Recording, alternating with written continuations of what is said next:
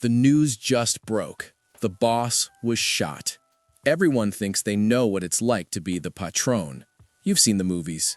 You've seen the gold-plated pistols, the private zoos, and the long tables covered in cash. You think it's all parties and power. But let me tell you the truth. Being a cartel boss isn't just about being a criminal. It's about being a CEO of a multinational corporation that just happens to be illegal. It's about logistics, human resources, and risk management, where the penalty for a bad quarter isn't a lower stock price, it's a bullet. This is the life of a cartel boss. The boss doesn't wake up in a mansion every day. If you're smart, you wake up in a safe house. It might look like a regular middle-class home from the outside. Inside, it's a fortress. The first thing you feel isn't power, it's paranoia. Did the Federals move last night? Did a rival group cross the border of your plaza? You check your encrypted phones, not one, but 3 or 4. One for the family, one for the lieutenants, and one for the contacts in the government. In this world, information is more valuable than cocaine. If you don't know who is moving where, you're already dead. By 9 a.m., the business begins. Think of the cartel as a logistics company. Your product is produced in the mountains or the jungles. It needs to get to a market thousands of miles away. You have to manage the plaza bosses. These are the men who control specific territories or border crossings. You listen to reports. The tunnel in Sector 4 was discovered. The shipment in the refrigerated truck made it through. The local police chief is asking for a bigger cut. You have to make decisions fast. Do you bribe? Do you negotiate? Or do you send a message? Being the boss means you are the ultimate judge. You have to be fair to your loyal men, but you have to be terrifying to your enemies. If you look weak for 1 second, the man standing behind you will try to take your chair. Then there's the money. People think having millions of dollars is easy. It's actually a nightmare.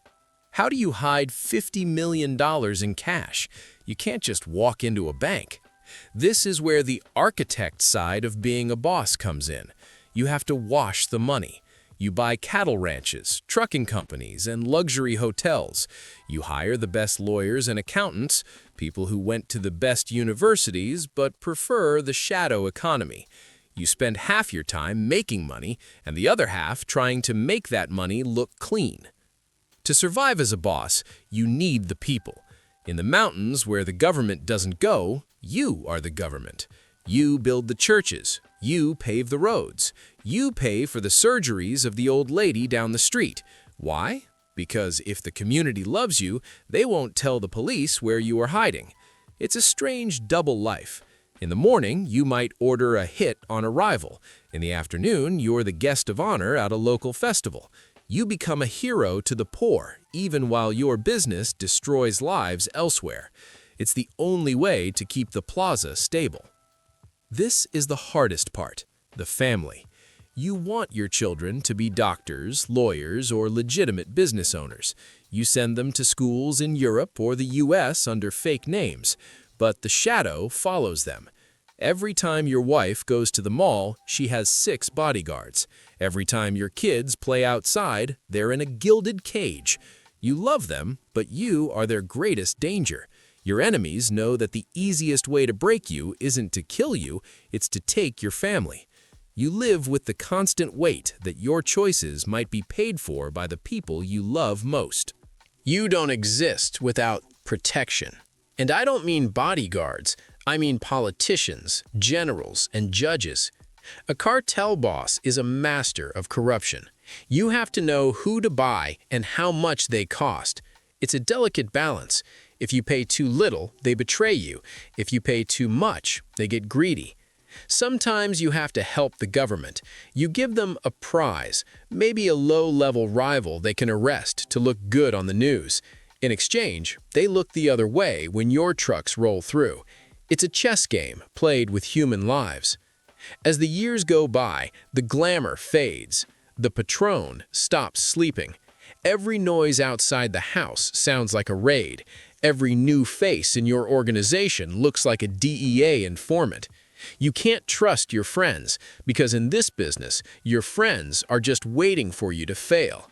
You can't trust your technology, because the satellites are always watching. You realize that you are the most powerful man in the region, but you are also a prisoner. You can't go to a public restaurant. You can't go to a stadium. You are a ghost moving between safe houses. For a cartel boss, there are usually only two ways out. Door number 1, the altiplano, or supermax, extradition. You end up in a tiny cell in a foreign country where no one knows your name and your money can't buy you a single favor. You die alone, forgotten by the empire you built. Door number 2, the Pantheon, a violent end, a betrayal by a lieutenant or a shootout with the military. You get a massive funeral and a tomb that looks like a palace, but you aren't there to see it. Very few bosses retire. There is no pension plan in the cartel. Once you put on the crown, you wear it until someone takes your head. So, is it worth it? The money, the cars, the respect? Most people see the shadow the boss casts and thinks it's giant, but they don't see the man hiding in that shadow, tired, afraid, and waiting for the end. The life of a cartel boss isn't a movie. It's a tragedy dressed in silk and gold.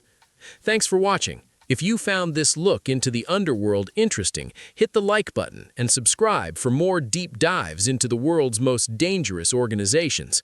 Until next time.